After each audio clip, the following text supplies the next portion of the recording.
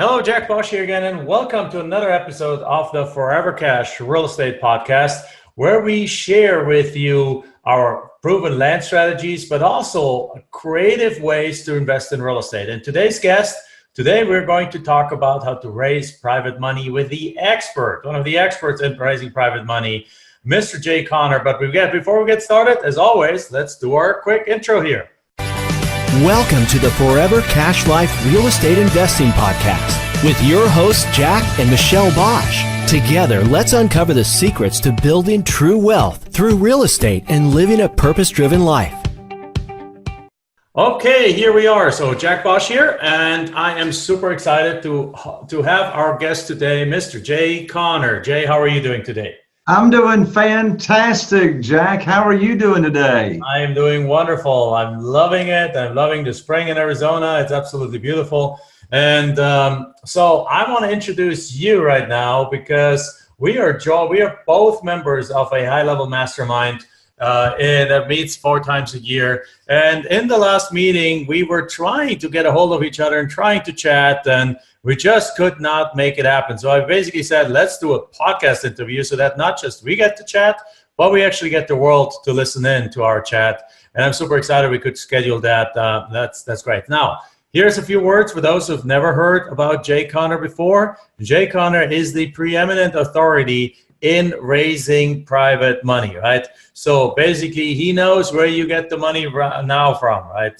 You know, he's been in real estate his entire life, right? But as a real estate investor in the single family space and the private money space for about 15 years. So his unique ability, what makes him unique is really that he in his business, they're really netting, he mentioned that, and I hope I have the liberty to say that, netting $1 million a year, over $1 million a year in a market that's only 40,000 people. So we love guys that are doing stuff differently. We love methods that are doing stuff that are different, because obviously land flipping is different. That's what my method is, like the land profit generator method. But you are doing $1 million in a 40,000 people market. First of all, tell me a little bit about that. Sure, Jack. Well, I appreciate you bringing me here on the show. And yeah, what I do is different. You know, as you said, I'm in a small market. Been here for 15, but this is where I grew up in Eastern North Carolina, actually in a small town, Morehead City. Morehead City, North Carolina actually only has 8,000 people in Morehead City. So we invest in Morehead City and the surrounding towns. And so what makes my experience different is the first 5 years that we were investing in single family houses and flipping. We do all kinds of deals, but you know, we rehab quite a few. We do pretty houses as well. But the first 5 years that we were in the business, Jack, I was relying on the local bank, the mortgage companies, and et cetera. And then 2009 came along, and I remember like it was yesterday, I called up my banker, whose name was Steve. The operative word in that sentence is was. My banker's name was Steve. And I'd had this conversation many times with Steve, Jack. I called him up. I had 2 properties under contract. These 2 properties or houses were representing over $100,000 in equity and profit. And I told my banker when the closing date was and how much was required for the funding. And Steve went quiet on me on the other end of the phone, which is never a good sign. So Steve cleared his throat. He says, Jay, I'm sorry, but your line of credit here at the bank has collapsed and is no more. Now, bear in mind, I had a perfect credit score, never been late on payments. Steve and I had a fantastic relationship, and here I am cut off with no notice. Well, Jack, you probably remember what was going on in 2009. I mean, it's like this global financial crisis going on. Well, my definition of coincidence is God's way of staying anonymous. And in less than 2 weeks of that conversation, I was introduced to this wonderful world of private money. I'd never heard of private money. I'd never heard of private lending. And so from finding out about private money, I put a program together, put it on steroids, and I was able to raise $2,150,000 in less than 90 days. And since that time, wow, I haven't missed out on a deal because I did not have the money. That's awesome. That's fantastic. So, so the private money, guys. So let's dive into that a little bit more. And first of all, how did you do that? I mean, I have raised. Let's talk about the subject of private money. Is actually dear to my heart because in the land space, we never needed private money because we bought our first property for $400, sold it for $4,000, then the next one for $900 or $500, sold it for $9,500, or made a $9,500 profit, and so on. But today, there's a lot of students that are selling their properties for seller financing in our world, and they're buying a property for 20 grand. Or they're only getting like a $5,000 down payment. And so there's a lot of need. A lot of our students have the need to get private money these days because they're tackling larger deals. And then we, of course, as part of the side thing that we're doing is we're buying apartment complexes and syndicating those with investors. And so in the last 6 months or 9 months, I had to raise a total of $4.6 million from private investors, and we got it done. Right, we got it done. About 80% of that I raised myself. 20% came from a partner from us, but 80% of that raised myself, and it threw me into this world of private money that I had never been part of, and it's fun, but it's also different. So tell us a little bit. How did you go about getting $2.1 million in 90 days from private individuals? Exactly.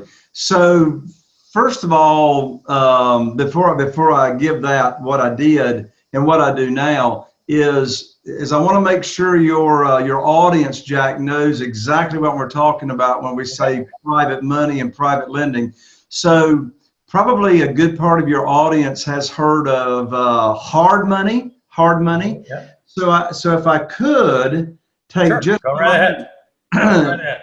Yeah. Stages first. And so what I want to do is differentiate what is the difference between hard money and private money. So both of them, both hard money and private money, are collateral loans. So the primary driving force in both categories of getting funding is there is real estate that is collateralizing the note or the loan. But here's the big difference. And of course, Jack, I'm not telling you anything you don't know, but for the sake of your audience. Oh, of course. We have lots of new people that are just now looking at real estate that would be loving to know about this thing. So go ahead. Yeah. Exactly. So first of all, hard money. Most of the time when we're talking hard money or you hear about a hard money lender, what we're talking about are brokers or brokers of money. And so what I do and what I teach students all across the nation is how to circumvent the middle person. So a broker is a middle person. Here's the big differences. First of all is the interest rate.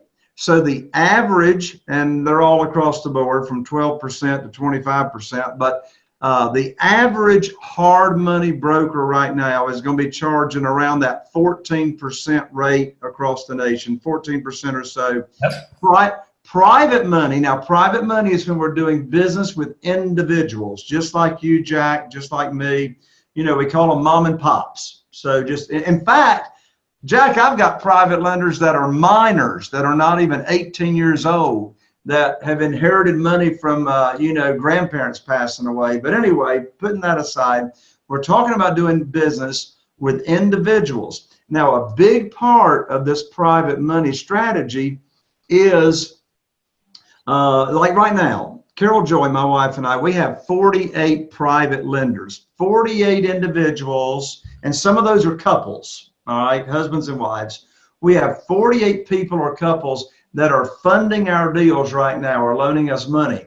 And so that's about $8 million that we have that we, move from house to house. So we're doing business with individuals. Well, over half of those 48 people or couples loan us money from their retirement accounts. Okay. Yeah. So a big piece of this and being successful in attracting and raising private money is being associated with what we call a self-directed IRA company, okay? Mhm. Because 100% of my private lenders from what I call my warm market, people that I had some kind of relationship with or some kind of association, none of them had ever heard of private money, and none of them had ever heard of self-directed IRAs, okay? And so having It's really an educational effort then. You got to first educate them about this. Absolutely. They don't know. They don't know. And like when I first started raising private money, it is 10 years ago now, when I first started raising private money and got over 2 million in less than 90 days, I put together a 16-minute audio that I now email out to people. I got a YouTube link. I text it to them. CDs are on the way out, but I still hand out CDs that gives an overview of what private money is. But anyway, back to what I was saying on hard money and private lenders. Interest rate is a big difference, okay? Number two, origination fees. There are no origination fees in the world of private money. There are origination fees or points in the world of hard money. The terms, the length of the note. Most hard money loans are only 6 months to a year long. In the world of private money, most of those are 2 years to 5 years. Extension fees, you know, if you haven't cashed out with a hard money lender, they'll probably extend your note, but what do they want? They want more money. They want another 1 or 2 points every 90 days or every 6 months. But Jack, in my experience, here's my favorite reason for using private money, and that is, how much does the lender or will the lender advance us when we purchase a property? So when I was borrowing money from the banks, or if you're borrowing money from a hard money lender, most of the time they're only going to advance you 65% to 80% of your purchase price. Right. Okay? In this world of private money, we're getting 100% of our purchase price, and when we're rehabbing houses, we're getting 100% of the rehab money up front. So it makes it so much easier to do business. I mean, in the world of private money, your credit's got nothing to do with it. You borrow hard money, they're going to pull your credit. They're going to check your credit score. Not only when you borrow the money, but they're going to check it every 6 months to make sure that you're still, you know, loanable, if you will. But in this world of private money, your credit's got nothing to do with it. Your verification of income has got nothing to do with it. And so it's just really, really easy to do business. Wonderful. So I agree with that. So in our apartment complexes, again, we still don't do private money for our land deals, but in the apartment complex, we have gotten a whole bunch of people invest from the IRAs, and we also have had to go to the educational process of educating the other side about how they could invest with their IRA money. Like a very good friend of us, family friends of us, he had $165,000 in his IRA that was rolled over from a prior employer, and he didn't even know he could use that. He was just coming over for dinner. We told him about the last apartment complex, and he's like, "Oh darn, I wish I could invest with that." But he's like, "Well, do you have an IRA?" And he's like, "Yeah." He's like, "But I can't. I mean, they don't let me do that." And he's like, "Well, have you heard about the self-directed IRA?"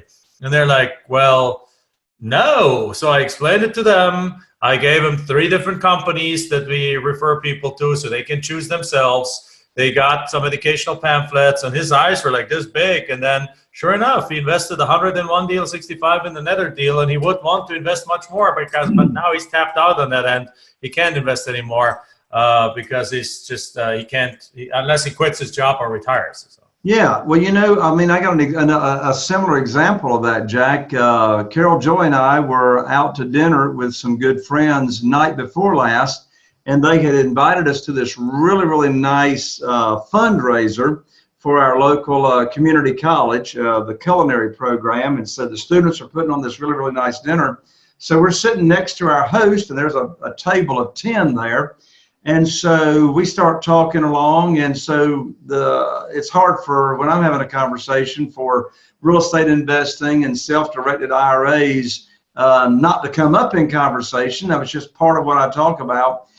10 out of the 10 people, Carol Joy and I made 10. 8 out of the other 8 people sitting at the table, 0 of them had ever heard of self-directed IRAs and private money, and they could not believe there was a way that they could use their retirement funds, any kind, pension, 401k, Roth IRA, doesn't matter. They did not know there was a way they could use their retirement funds to actually invest or loan out and get unlimited returns, tax-free and penalty-free. And when I said tax-free and penalty-free, all 8 of them, their eyes got that big. Right. Yeah, absolutely. So let's jump into that. Why don't you tell us a little bit how that works? Sure. So, again, as I say, when you're doing business with private lenders, you want to know and have a relationship with a representative at a self-directed IRA company. So here's the way it works. If an individual... We can put a few links over to the ones that we recommend. We don't get a kickback or anything from them. They're highly regulated, everything. We just know there's a ton of them out there. We vetted a few, and we'll just put 2-3 links on there in the show notes or below. If you're watching this on YouTube, we put it below here. Exactly. So the way it works is when an individual has retirement funds of any kind, again, pensions, 401k, doesn't matter. You got retirement funds. So the IRS has approved self-directed IRAs, and they're called third-party custodians. Is what they're called. So a self-directed IRA company cannot give any kind of advice as far as where to invest your money or where to loan your money, etc. There's a very, very short list of items that the IRS does not allow an individual to invest in. For example, you can't invest in Oriental rugs. You can't invest in liquor and alcohol, okay? But it's a short list. But I mean, you can invest in racing horses if you want to, the list. In fact, in the self-directed IRAs, you move your money over from where your funds are now, and typically it takes about, depending on where a person's retirement funds are, whether they're like in a major stock brokerage or if they're with a plan administrator from a previous employer, it's going to take typically about 2 weeks to 4 weeks, depending on where it's coming from, to get transferred over and have their self-directed IRA account funded, opened and funded. So again, it's called a rollover typically, but moving that money over, no penalty, no taxes, moving it over to your self-directed IRA. Now, once it's there, here's what's really cool. If someone wants to be a real estate investor, they can take their funds in that self-directed IRA and actually invest in real estate. And here's what's really cool. All the profit that you make comes back into your self-directed IRA account tax-free. You see, this has got nothing to do with contributions. There's a limit per year as to the amount of contributions that an individual can contribute to their retirement account. Yeah. I always compare it like, imagine somebody says, I have my money with Charles Schwab, right? And let's say they are allowed to invest in a dividend stock. So usually they're not anyway. Their employer restricts them to only like, here's your 5 options or 10 options. That's when you choose 10 different mutual funds you choose from. But let's assume you're allowed to invest in the dividend stock. So your IRA buys the dividend stock. And when the dividend comes out, the dividend goes back into your IRA. And now the IRA is whatever your IRA is classified, that money applies to that too. So if you're in the tax deferred IRA, the profits are tax deferred. If you're in a Roth IRA, the profits are tax free, and so on. So it's the same thing. So basically, the only reason why Charles Schwab or Vanguard or what's all their names is don't accept your you don't allow you to invest in real estate with their money is because they won't make any ongoing commissions by doing that, right? What is the benefit? They have no incentive. Take the money and buy a house with it or finance a house with it. Where are they going to get their broker's commission on it? They're not. So therefore, if they're not getting paid, they're not allowing it, right? It's as simple as that. They're not allowing it. And that is the standard out there. That's what 98% of people use. They get in a job, they put their 5%, 10%, perhaps some of it is matched, which is awesome, and put it in there. But they don't understand that there are ways to limit, that there are ways that they can use that money is absolutely limited by what the custodian allows them to do it. And here's the worst thing that can happen is then they call, then they hear about this, what we were just talking about. So be really aware of this when you do this. Call your custodian and tell them that you want to move money over to a self-directed IRA. They're going to tell you, but we have self-directed IRAs. So they're going to try to dissuade you from moving your money over by telling you that they have self-directed IRAs. But what is a self-directed IRA with Charles Schwab, with Vanguard, with all these different companies? It only is an account where you now can choose in the stock market whatever you want to invest. But they still don't allow you to invest outside of the stock market. So it's like, they're trying to still screw you. They're still trying to not allow you to use your money when you want. So you got to fight them. When you understand what Jay just talked about, that you can open, so you don't close your IRA. You open a second IRA. Well, it also means that if you have a contribution maximum of, let's say, $5,500 a year, you cannot now contribute $5,500 and $5,500. You contribute $0 here and $5,500, or $2,750 in each, or $3,000 and $2,500, whichever it is. But the total contribution limit is still $5,500 now spread over those two. But whatever you have over here now, you can now invest in racehorses. Not that you want to, of course, that's highly speculative, but you can invest in real estate, to either own real estate, invest in apartment complexes like people do with us, or lend money to guys like Jay for their rehab project so that they can take a $200,000 house that they buy for $80,000 and they put in $40,000 in it. You lend them for $120,000, which is a safe provision, because once he's done with the deal, the house is worth $200,000. And if he doesn't pay you, you end up getting the $200,000 house. So you're in a good position, right? So you get 120, give it to Jay. Jay, you get a first lien. Your IRA gets a first lien position on the house. And then you go, and he has all the money to fix the property, creates a beautiful $200,000 house out of it, sells it, and you get your money back plus interest back into your IRA, tax deferred or tax free. Sorry, I might have added too much of it, but no, actually, stuff because you said it as good as I could. No, you say that you're awesome. But what I was going to say, Jack, you alluded to, and that is, there's a lot of people out there with retirement accounts that would love to be involved in real estate, but they don't want to find the deals. They don't want to oversee any rehab projects. They don't want to sell the deals. They don't want to deal with the utility companies and the contractors and all this and that. They just want to sit back, do nothing, and collect 100% passive checks going into their IRA account. And that's why we have 48 private lenders. They love us because they don't have to do anything. In fact, the way I do it, the way I teach my students, we want our private lenders to have to do nothing. Keep it totally simple. And the simple means all they do is sign a document, and it's DocuSign now. You sign DocuSign on your telephone now. You sign DocuSign, which is a direction of investment, and boom, it's done. Right. Absolutely. So now, walk me. So this is really exciting, and I'll probably do another episode myself also, which just talk about the self-directed IRAs a little bit more. But now talk me that the hurdle that a lot of particularly beginning investors might have if they want to raise private money is, how do they start the conversation with somebody about that? Excellent.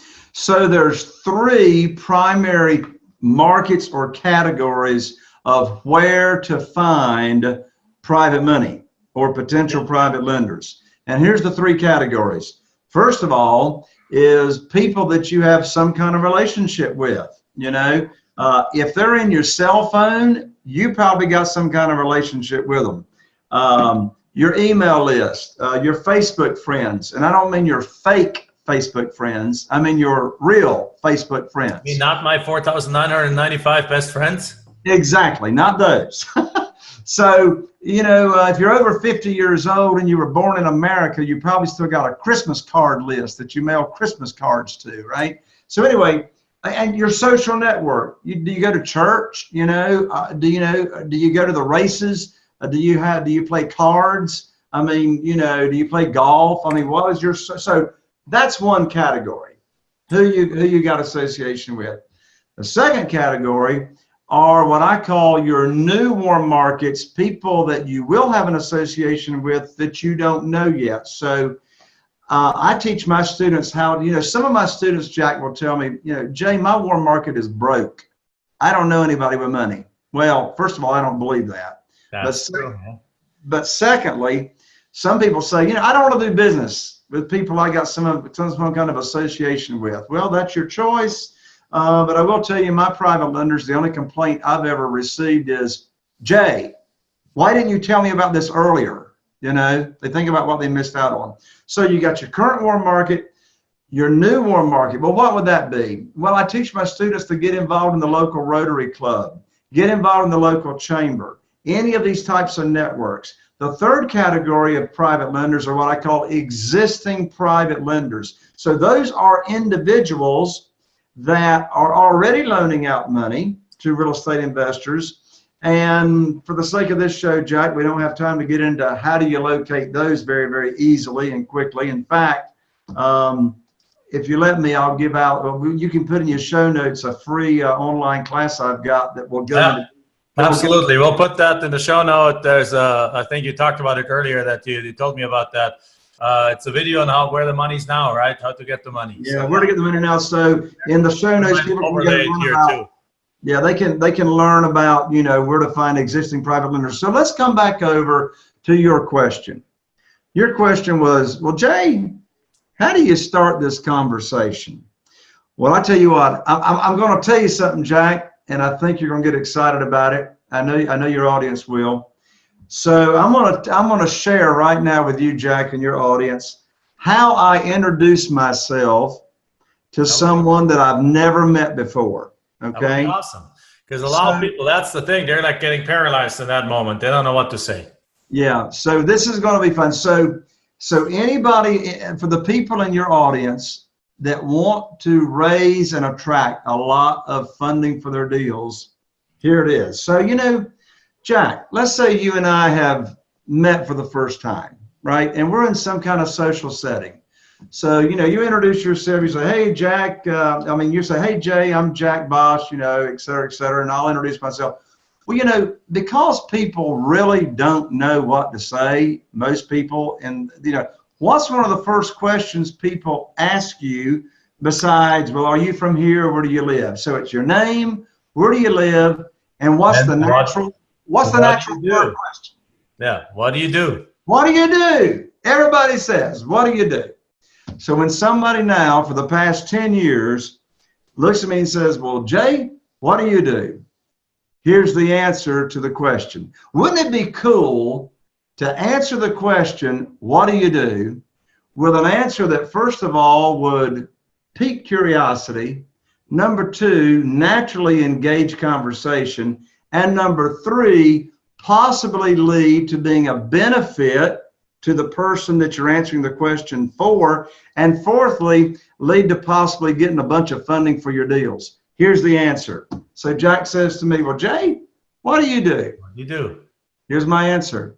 Well, Jack, I teach private lenders how to make a lot of money. Now, that is true. The moment you're looking for a private lender, you're in an educational process. You're teaching them. You're telling them how this all works. So this is a 100% true statement. So when I say, what do I do? Well, I teach private lenders how to make a lot of money. Now, what I do after that is I do something that's pretty hard for me to do, right? Shut up. So I say, I teach private lenders how to make a lot of money. Then I look them straight in the eye and I give a small grin or a small smile and I'll look at them. Here's what's going on in their brain. The first thing that's going on in their brain is they're saying to themselves, I don't have a clue what he just said. The second thing they're thinking is they heard make a lot of money. Right. They heard make a lot of money. And then they might have heard I teach. Right. So I'm framing myself as a teacher. I'm not selling, I'm not begging, I'm not chasing. I'm a teacher. The third thing, they heard private money. They have no idea what that was on private money. So you get all kinds of responses. Now, here's the big challenge. Don't finish the story for them. Shut up. Yeah. Say, I teach private lenders how to make a lot of money. Now, if they ask about that, they actually were listening to your answer. Yeah. And you'll get like the deer in the headlights look, or they'll start going like this, and you'll hear stuff like, "Now what was that?" Or you'll get, "What'd you say?" Or you'll get, "Oh, well, that's interesting," and then they'll go on and they have no interest in what you do. They were just flapping their lips or whatever. So I don't tell my story and explain what I just said unless they ask. It's like when I go to a networking event, you know what just really gripes me, Jack? It just turns me off. Yeah. I'm at a networking event and somebody comes up to me, introduces themselves, and they hand me their business card. Listen, why are you handing me your business card? And I didn't ask you for my business card. I don't want your business card. Why are you giving me your business card? Right? I go to networking events to get business cards. I never give out my business card unless somebody asks me for their business card. Anyway, so that's how I answer the question. And then when they generally are interested in, well, what did you say? So now that opens up the door for me to have a conversation about what's private money, what it is, how it works, etc. But listen, in the social setting, don't go too deep because they're not going to understand it. Don't close them in the first sitting. It's a dating game. It's like, So in a social setting, all I'm doing is I'm throwing out the bait. I'm piquing their curiosity. I say, you know what? What's amazing is that here's a strategy to where people can actually use their retirement funds and get unlimited returns, tax-free and penalty-free in this world of private money. And then I shut up. And let them ask about that. So anyway, that's how the conversation starts. I love that. If I want to add something to that, when I started raising money, before raising money, and I can relate, let me say it this way. I can relate to the people who don't want to do business with friends and so on, because I was that person for a long time. Until I realized that I'm really doing these friends a disservice by not talking about it. Absolutely. But then still, I don't want people and my friends and family to feel like, oh, there's Jack coming, he's going to pitch me something again, right? I don't want that. So your approach right now is absolutely perfect for that, because it puts the ball in their park. You say, like, what do you do? Well, I teach people, I wrote it down, I teach private lenders how to make a lot of money. And shut up. All right, cool. Well, that's nice. Well, I do this. Nice to meet you, blah, blah, blah. They're not interested. You don't pursue the thing. It's not your guy. You don't have to slam it into them and make them understand what you're doing. Instead, you just go, okay, the next guy. Well, I teach people, private lenders, how to make a lot of money. Well, this is cool. I want to make a lot of money. What is this all about? Exactly. Great. Well, this is, what the concept, you understand the concept of private money? Well, no. Well, let me explain. And now you have a conversation with somebody who's interested that wants to make a lot of money, and you are helping them in that case. Yeah. Great. Loving it. Absolutely love it. And it allows you to be the guy that is an expert, it's a teacher, yet if somebody doesn't want to know about it, you just talk about football and soccer and duck hunting and whatever it is. Yeah. And here's the deal. Because I started with this approach 10 years ago, Jack, I have never, to date, I have never asked anybody for money. Yeah. Never. I don't ask them for money. And they said, but Jay, how in the world do you get millions of dollars without asking people for money? Here's the deal. I make my program available. I'm a teacher. I explain the program. And if and then there's many ways to do that. One-on-one, I do private lender luncheons. All right. So we'll invite people to come to a luncheon. And again, it's educational. It's educational.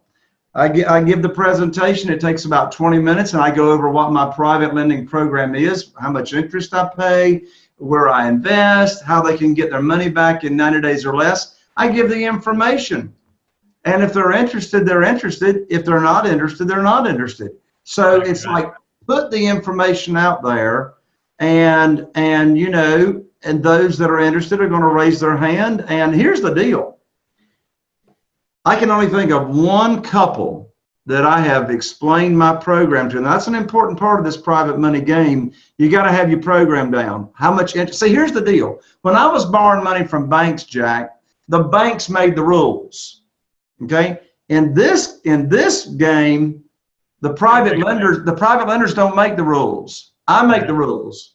I decide what interest rate I'm paying. I decide what the term is. I decide that stuff. They do get to choose the frequency of payments. I don't care. They want monthly, they want quarterly, they want semi-annual, whatever they want is fine with me. But overall, here's the program. And, you know, if you're interested, you're interested. And if you're not, you know, but here's what I was getting ready to say.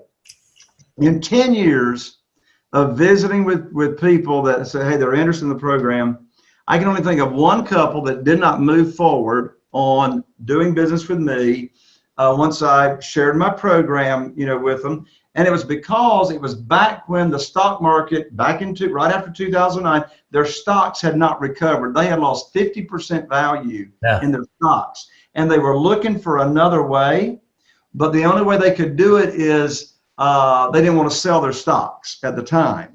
And so they wanted to wait for the market to recover. And by the way, I now have a strategy that people can keep their stocks that they love and leverage those stocks and loan money to me. Jack, I want to tell you this. You might not know about it. Have you heard of portfolio loans? On real estate, I have. On the stock market, I have. I'm not in the stock market. On my lands. So here is another way for people to be private lenders with real estate investors, with you, with other real estate investors. So let's say you're talking with somebody and you say they got retirement funds. No, I don't have retirement funds, or I like whatever. But they got it, but they got a lot of stocks. Okay. So they want to keep their stocks. They don't want to sell their stocks. Beautiful. So there's this thing called arbitrage, or leveraging a non-performing asset. Here's the way it works. There's this thing called portfolio loans. Now, you can't use a portfolio loan with your retirement account. If someone wants to use their retirement account, they got to move it over to a self-directed IRA company and then invest it or loan it out from there. But if someone wants to keep their stocks and they loan their stock, they love their stocks. Beautiful. All the major houses, Morgan Stanley, Fidelity, Charles Schwab, all of them, they've got this thing called portfolio loans. So a individual can borrow up to 50%. Now, this is not margin. This is not borrowing on margin. That's different. They can establish a portfolio loan account with their stock brokerage, and they can borrow up to 50% of the current face value of their stocks. Right now, average rates are about 3.25%. They keep their stocks. It works like a home equity line, okay? So they don't pull down the money until they got a deal to invest with you, with one of your apartment complex deals or whatever. So they borrow it at 3.25%. You come along as the real estate investor and you pay them whatever, 8%, 10%, whatever it is you're paying, 7%. So they're playing the spread. And they pocket the spread, but guess what? You know what the rate of return is? Infinite. It's infinite. You can't measure it because they're loaning out money that's not their money, right? And they get to keep their stocks. It works the same way as a home equity line. I've got private lenders that have got equity lines of credit from their houses, the property they own, borrow money on a home equity, loan it to you, the real estate investor, they pocket the spread. So all kinds of ways. Absolutely. Wonderful. That is a fire hose, drinking from the fire hose here. Loving it, Jay. So again, Jay is gracefully made available a video where he talks about how to get the money today. We're going to link the video into the show notes, probably put it here on the screen too. And or if you're watching this on YouTube, we're going to put it into the description below the video. So with that said, we are running out of time now. So I want to thank you very much for being on the call. That was a whole lot of information. Loving it. I love the approach on how to start the conversation. That I think right there is like a killer piece that stops most people in their tracks. I love the creative ways of the portfolio loan. So we covered some things. If you want to know more information, other than that, where can find people more out about you? I know we're going to put the video out there, but just if they want to just read up on you, so where do they go? jconnor.com? You got it. Yeah, and I'm a different Connor. Most Connors in an OR, but I'm an ER. So I'm at www.jconnor.com. And yeah, people want to learn about private money. If I can help anybody in any kind of way, reach out to me. And you know what, Jack? We actually answer the telephone. So call me up. That sounds great. Looking forward to that. So looking forward to people calling you and realizing that. I love hanging out with you. Again, we see each other a few times a year at their mastermind, and it's always a pleasure. I always love your creativity. So with that, guys, thank you very much. That concludes our podcast episode. And yeah, so thank you, Jay. Thank you, Jack, for having me. And I look forward to seeing you at the next mastermind meeting. I appreciate you, brother. All right. Appreciate you too. And with that, we are concluding our podcast. See you next time. Bye-bye. Enjoyed this episode? Then make sure you like, subscribe, and post your comments and questions below the video. We're looking forward to hearing from you.